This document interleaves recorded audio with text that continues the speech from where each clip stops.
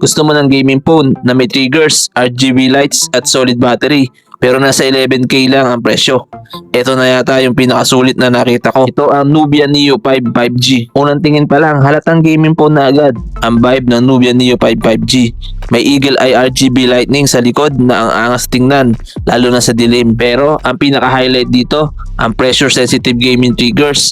Parang may built-in L1 R1 buttons ka sa phone. Perfect sa FPS games like CODM at PUBG Mobile. May 6.8-inch IPS LCD display with 120Hz refresh rate.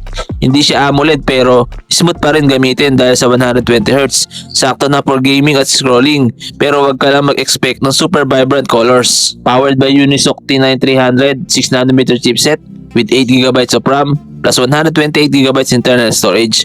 For the price, okay na siya for casual to mid gaming. MLBB, smooth, CODM, playable, PUBG, decent. Hindi siya flagship level pero sulit na sa budget. Pagdating naman sa camera, meron siyang 50MP main camera at meron siyang 16MP selfie camera. Basic lang pang social media, okay na. Wag lang mag-expect ng pang flagship na shots, especially sa low light. Ang phone na to ay may 6050mAh battery capacity with 45W fast charging, bypass charging, solid for gaming. Ito yung isa sa pinakamalakas na points niya. Long gaming sessions, kayang-kaya.